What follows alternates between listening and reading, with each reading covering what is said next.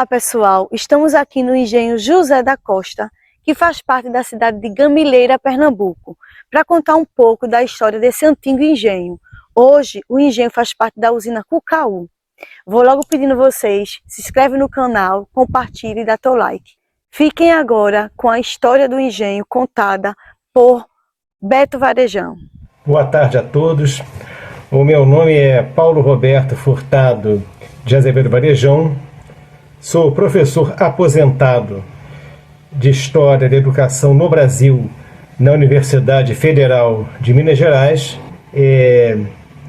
Desejo aqui, em primeiro lugar, agradecer a oportunidade de estar com vocês nesse canal, ao nosso amigo Edmilson Barbosa, né? Quero adiantar desde já que eu acessei esse canal pela primeira vez buscando exatamente notícias, né? Pesquisava muito na internet, né? A respeito do engenho José da Costa, em Gameleira, e que pertenceu ao meu bisavô, José Cavalcante da Costa Varejão, nascido no ano de 1865 e falecido em 1932. Eu sou carioca de nascimento, filho de pai e mãe cariocas, porém neto paterno de um pernambucano de Gameleira, Oscar Cavalcante de Carvalho Varejão. Desejo também enfatizar o seguinte, que para introduzir o assunto engenho José da Costa nesse canal, na rota dos antigos casarões, seria muito interessante, né? E mesmo indispensável traçar de início todo um panorama da saga da família Varejão em Pernambuco, né? Desde o seu início na segunda metade do século XVII até chegar aos primeiros anos do século XX, né? Em que floresceu no seu maior esplendor o engenho José da Costa, né? Mais tarde transformado numa usina, meio aparelho de mesmo nome. Pois bem, de acordo com a nobiliarquia pernambucana de Antônio José Vitoriano Borges da Fonseca, o início da família Varejão em Pernambuco, né, se deu, como eu já adiantei ainda agora, né, na segunda metade do século XVII, né. Os primeiros membros da família Varejão em Pernambuco, né, desembarcaram naquele estado do Nordeste, né, procedentes de Angola, da colônia portuguesa de Angola, na costa da África, tá? Vejam bem, lá em Angola residia o português Antônio de Siqueira Varejão Castelo Branco, que exercia lá o cargo de comandante da guarnição militar portuguesa em Angola. E aí, pessoal, tá gostando da história? Olha só, o canal da Rota dos Casarões não conta apenas história de local, de prédio, não. Ele conta história de vidas, de pessoas que povoaram essa região do nosso amado Nordeste. Se inscreve no canal, dê o teu like e compartilha. Esse mesmo Antônio de Siqueira Varejão Castelo Branco, né, era fidalgo, cavaleiro da Casa Real, alcaide-mor de Óbidos, e lá em Angola, na sua capital, na cidade de Luanda, se casaria com uma angolana chamada Ana de Vasconcelos, por sua vez neta de um médico judeu português chamado Bartolomeu Simões Colasso, cujo filho veio degredado para Angola, né, pela prática do judaísmo. Então, Dona Ana de Vasconcelos, né, era judia por parte. 3 irmãos assim que cabe aqui chamar a atenção, né? Por exemplo, um deles é Antônio Álvares de Miranda Varejão. Desse Antônio Álvares de Miranda Varejão, assim, procede o poeta carioca Antônio Aquiles de Miranda Varejão, tá? advogado formado pela Faculdade de Direito de São Paulo e membro também eminente da maçonaria brasileira. Antônio Aquiles de Miranda Varejão, advogado e poeta, ele foi, na segunda metade do século XIX, membro do Supremo Conselho do Grau 33 do rito escocês antigo e aceito do Império do Brasil. Um outro herdeiro do espólio de Megaíbe de Baixo, assim que cabe fazer uma menção, seria Basílio Álvares de Miranda Varejão, tá, gente? Desse Basílio Álvares de Miranda Varejão procede, entre outros, né, assim, o industrial Fileno de Miranda Varejão, no início do século XX, né, assim, dono da usina Tiúma de São Lourenço da Mata, né, e foi um dos principais empresários pernambucanos, né, naquele período histórico. E finalmente, né, um terceiro herdeiro, existiram outros, mas um terceiro herdeiro, tá, que cabe citar aqui do engenho Megaíbe de Baixo, né, foi o senhor Francisco Alves de Miranda Varejão. No caso, esse é meu tetravô, e esse Francisco Alves de Miranda Varejão, ele desenvolveu assim, uma atividade política importante na região do Cabo. Só para assim, sublinhar, no ano de 1859, tá, o imperador Pedro II fez uma visita a Pernambuco. Esteve, inclusive, na Vila do Cabo, né? E esse meu tetravô, Francisco Alves de Miranda Varejão, era vereador do Cabo na época, né? Assim, recebeu, fez parte da comissão de membros da Câmara que recebeu o imperador no Cabo, tá, gente? Então, vejam bem, quer dizer, aí começa, né, a história moderna da família Varejão, dentro do seu ramo Miranda Varejão. Interessante notar que é o seguinte, quer dizer, uma vez perdido o controle das terras de Megaíbe de Baixo, né, a família, de alguma maneira assim, se dispersou na região. O ramo, por exemplo, assim, do Antônio Aquiles assim, se radicou no Rio já na primeira metade do século XIX, tá, gente? Francisco Alves de Miranda Varejão, meu tetravô, viria a ser, no caso, também avô materno, não paterno, de meu bisavô José Cavalcante da Costa Varejão. Esse meu bisavô, ele sim, José Cavalcante da Costa Varejão, viria a se tornar posteriormente, né, senhor do engenho José da Costa em Gameleira. E como ele chegou lá em Gameleira, né, vai ser assim o nosso assunto a seguir. Você que está assistindo o vídeo e chegou até aqui e ainda não se inscreveu, está esperando o quê? Inscreva-se.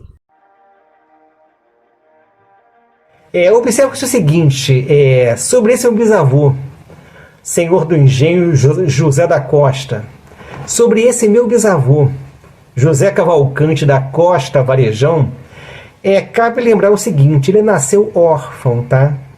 Nasceu órfão de pai, né?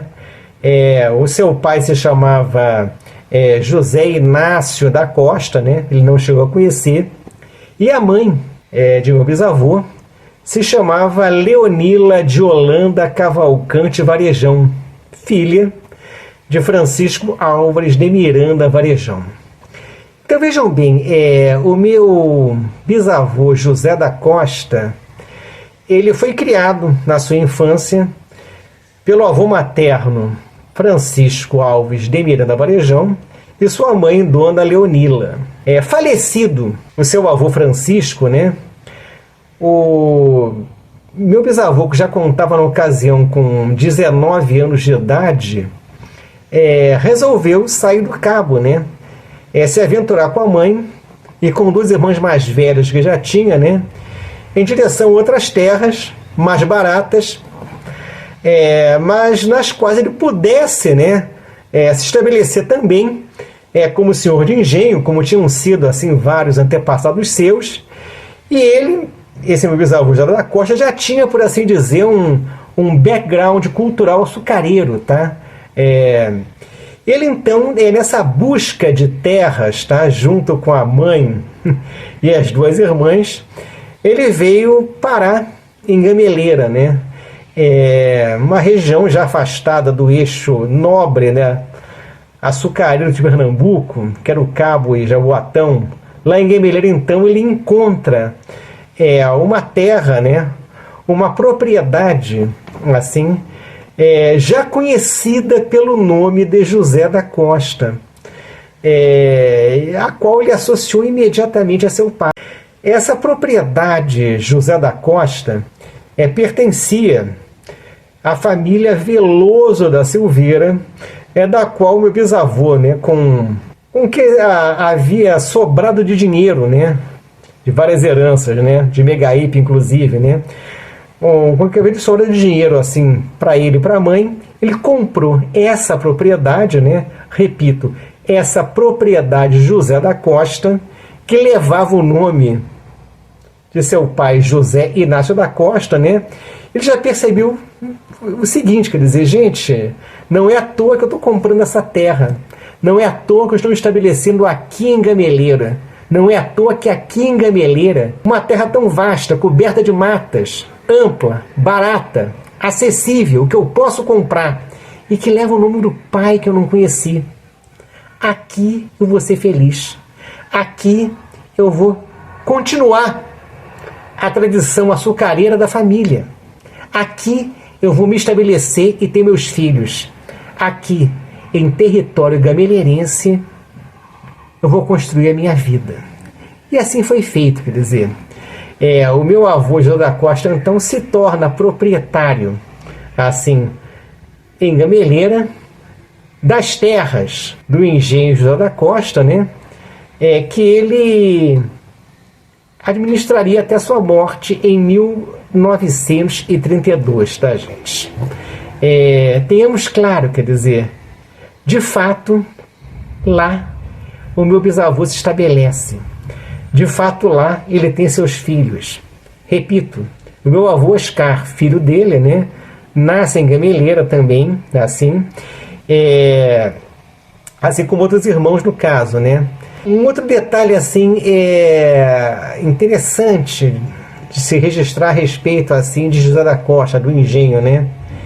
Em 1930, o engenho José da Costa, graças ao impulso empreendedor de seu proprietário, né, se converte em usina José da Costa, tá, gente? Ou seja, não só existiu um engenho José da Costa, mais tarde esse mesmo engenho, em 1930, né, seria transformado numa usina pequena, um meio aparelho, assim, que teve também uma curta vida, uma curta duração. Durou de 1930 até 1934, tá, gente? Esse ano de 1930, no qual a usina José da Costa foi levantada, também foi um ano assim, bastante emblemático na história brasileira. Foi o ano da Revolução de Outubro de 1930, liderada por Getúlio Vargas. Revolução essa que colocou um fim à chamada República Velha, a chamada República dos Fazendeiros, a primeira República Brasileira. Ora, o meu bisavô José da Costa Varejão, ele era homem ligado à situação política que foi derrubada, ou seja, a Revolução de 30 chegou no mesmo ano em que ele havia levantado a sua usina, no mesmo ano em que ele estava inclusive bastante endividado, porque para fazer a transformação de um engenho para uma indústria açucareira como a usina, né, isso custou muito dinheiro, muito empréstimo a ele. E o meu avô, vinculado assim à antiga política, né, não encontrou assim meios assim de rolar a dívida, por assim dizer. Adoeceu nesse mesmo ano, né, vindo a falecer em 1932. Quando meu bisavô José Cavalcante da Costa Varejão falece, então, em 1932, ele deixa assim o engenho, né, de herança, né, para a família, evidentemente, né, sendo que o seu filho mais velho, né, se antecipa a tomar conta de tudo. Um filho mais velho, inclusive, quase homônimo dele, né? O meu bisavô se chamava José Cavalcante da Costa Varejão. O meu tio-avô José se chamava José Cavalcante de Carvalho Varejão. Esse meu tio-avô José, então, assume, né? Assim, de forma até fontes familiares me passaram até bem intempestivo o controle da situação do engenho, né? Da usina, no caso. E 2 anos depois preside a sua liquidação, né? Quando a então usina José da Costa, ela foi incorporada à usina Cucaú. Pois bem, minha gente, essa história assim sempre me fascinou. Como eu disse para vocês, assim, eu nasci no Rio. E sendo meu avô paterno, né, Oscar, pernambucano de Gameleira, né? Alguém que sempre se referiu ao engenho, inclusive num poema de autoria dele, né, com muita saudade. Aquele engenho na qual ele passou a meninice dele. Falava muito no poema das festas, fogueiras, balões, assim, as rezas em honra a São José, padroeiro do engenho da família também, quer dizer. Esse meu avô Oscar, ele sai do engenho José da Costa para estudar medicina no Rio. Isso no ano de 1916. Na ocasião, inclusive, ele estava noivo de uma moça chamada Maria da Conceição Nogueira Lima, filha do então juiz de direito, filho do então juiz municipal de Gameleira, né, doutor Aristides Tirso Nogueira Lima, tá, gente? Ele parte para o Rio noivo, né, assim, para estudar medicina, repito aqui, e permanece no Rio até 1921. Só que no Rio, o noivado do meu avô Oscar se desfaz. Ele acaba conhecendo no Rio uma carioca, né, a minha avó Georgina, e depois de formado, né, chegou a voltar a Pernambuco, né, chegou a voltar para o engenho do pai, desenvolveu uma atividade política em Gameleira, inclusive importante, né? Que está até associada ao fato de ter sido a família Varejão em Gameleira perseguida depois da Revolução de 30. E esse meu avô, então, casado com carioca, né, acaba tendo o seu último filho, meu pai, no Rio, né? E lá se estabeleceu a partir de 1930, né? Assim tudo. Então, esse é um resumo assim, bastante ligeiro, né? Assim, de como a família Varejão chega em Gameleira e se estabelece em terras do engenho José da Costa. Eu sempre fui muito curioso dessas histórias. Meu avô, quando faleceu, eu tinha 12 anos de idade, 12 para 13 anos de idade, no caso. Mas ainda muito menino, né? Eu sempre bebia as palavras do meu avô Oscar, né, falando do tempo em que ele jovem residiu lá no engenho José da Costa, do tempo em que ele jovem, né, vivenciou aquele último período de esplendor da lavoura açucareira em Pernambuco.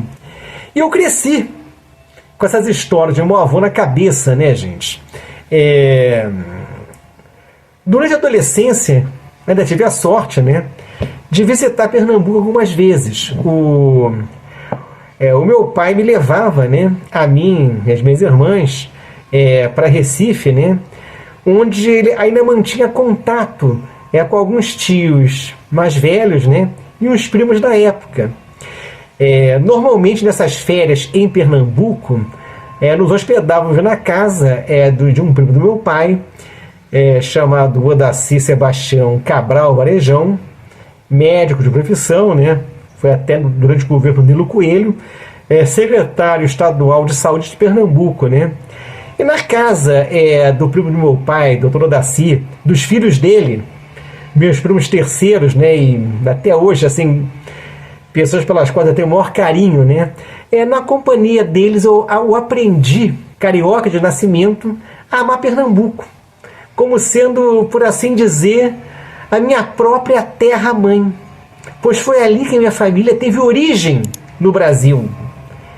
E numa dessas idas a Pernambuco, né, num desses verões pernambucanos, durante as férias escolares, assim, eu apoquentei o meu pai e um tio meu, o irmão mais velho dele, nascido também em Gameleira, né? Esse meu pai é carioca.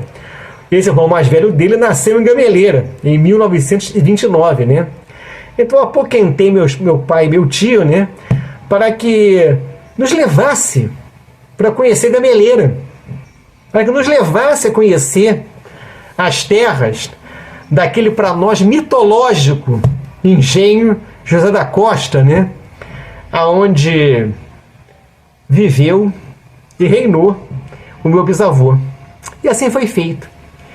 Em 1978, em janeiro de 78, né, fomos assim, um grupo lá para Gameleira, né, e chegamos na cidade, né, e procuramos saber onde é que ficava José da Costa, né, nos indicaram assim um caminho horrível, difícil de chegar, demais, e lameado, mas enfim fomos até José da Costa lá em 78, né? E chegamos a ver lá em José da Costa, né, alguma coisa vinculada ainda à antiga grandeza do engenho, quer dizer, ainda estava de pé, por exemplo, né, a antiga capela de São José, assim, né? Não localizei um cemitério nem nada parecido perto da capela, né, que estava ainda de pé, assim, né? Chegamos a ver também os alicerces da Casa Grande, aonde ela se erguia. E todos nós, nessa ocasião, fomos tomados de uma forte emoção, de um forte vínculo de pertencimento àquela terra, né? E voltamos para Recife em 78, né? Assim narrando a nossa história. O nosso primo Odaci, nascido em 1924, né, ainda chegou a passar a primeira infância no engenho, né? Ficou bastante emocionado com o relato que eu fiz da ida àquelas terras, na qual ele nunca mais havia voltado, né? Apenas contava assim algumas coisas vinculadas à vida do engenho, né? Falou um pouquinho de alguma festa que ele lembrava, né? Falou também assim que se lembrava de gostar de levar assim os cavalos do engenho até o rio que passava, né? E lá tomar banho na farra, no meio dos cavalos, né? Assim tudo, né? Falava também assim que o banho, assim, lá em José da Costa, era tomado nesse rio, quer dizer, a Casa Grande parece que não era assim provida, né? De um banheiro assim nos moldes modernos, né? Tinham vários quartos, né? Tinha uma casa, a Casa dos Santos, que ele falava que tinha um medo enorme de entrar, né? Porque ele vivia fechada e só abria assim em ocasiões de rezas especiais, festas e tudo, né? Falava do medo que ele tinha ao avô, meu bisavô, José da Costa, né? Assim tudo. E narrou, de repente, assim, nessa ocasião, várias histórias, né? Até hoje, assim, na memória familiar, quer dizer, falava, por exemplo, assim, da irmã mais nova de meu avô, tia Olga, né, que morreu no engenho, picada, assim, por uma cascavel, assim, foi essa minha tia Olga, né, já, assim, agonizante, foi colocada no altar do quarto dos santos, né, e a família, né, as negras no engenho, todas rezando aquelas ladainhas para a recuperação dela. E, por uma fatalidade, o meu avô Oscar, com pouco tempo de formado, se encontrava lá, médico. E a minha bisavó Marocas, né, gritando: Oscar, Oscar, salve Olguinha, salve Olguinha. E o avô nada podia fazer, tá, gente? Assim, ou seja, muitas histórias foram contadas depois dessa primeira ida nossa ao engenho José da Costa. Pois bem, 30 anos depois eu voltei por minha conta, né? Já adulto, já bem adulto, né? Muito maduro, em 2008 eu retorno assim a José da Costa por minha conta, né? E percebi uma outra realidade, quer dizer, de reconhecível da antiga vila de José da Costa, né?